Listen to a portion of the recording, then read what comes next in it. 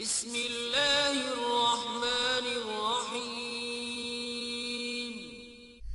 رسول اللہ صلی اللہ علیہ وآلہ وسلم نے تو یہاں تک فرمایا میرے بھائیوں، والدین کی خدمت اور اطاعت اور فرما برداری کیوں نہ کی جائے؟ والدین کی زبان سے نکلی ہوئی بات اللہ رب العزت قبول فرماتے ہیں، ان کی دعا کو شرف قبولیت سے نوازی جاتی ہے۔ انس رضی اللہ تعالی عنہ روایت کرتے ہیں، ثلاث دعوات لا ترد، تین ایسی دعائیں ہیں جو رد نہیں کی جاتی۔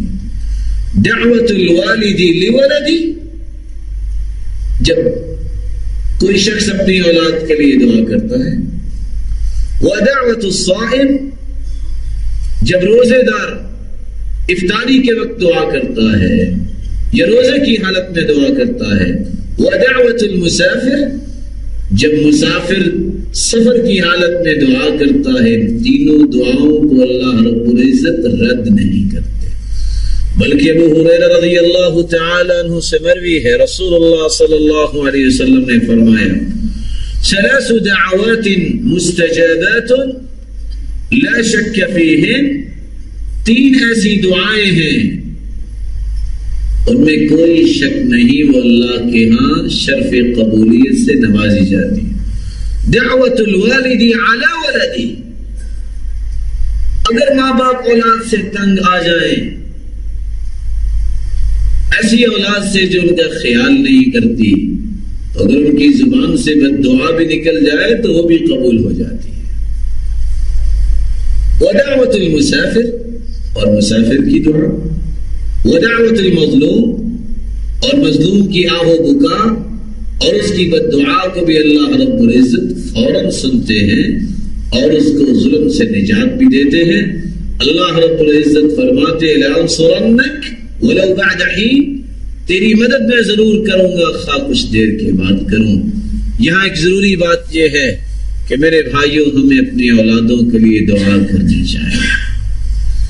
آپ کو یاد ہوگا، آپ نے سنا ہوگا، سلف صالحین اپنی اولادوں کے لیے دعا کیا کرتے ہیں۔ ابراہیم علیہ السلام نے بھی اپنی اولاد کے لیے دعا کی، اور کیسی دعا کی؟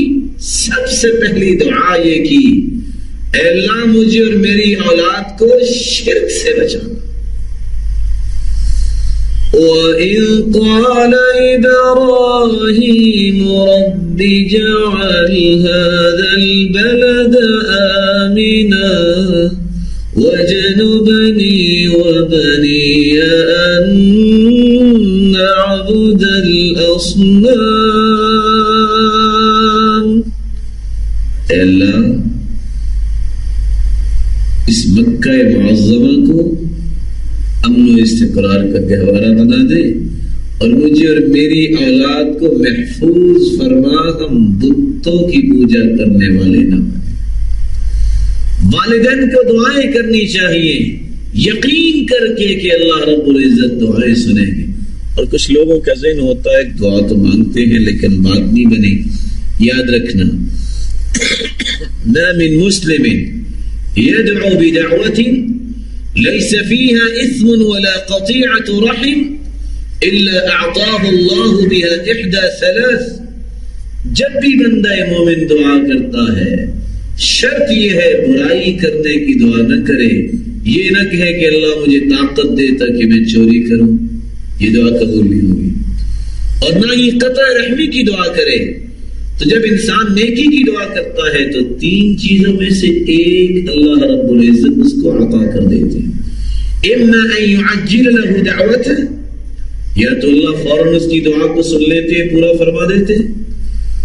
واما ان يصرف عنه من السوء مثلها، واما ان يدخرها له في الاخره، یا فوراً پوری فرما دیتے ہیں، یا کوئی مصیبت ہو تو ٹال دیتے ہیں، یا آخرت کے لیے ذخیرہ فرما لیتے ہیں۔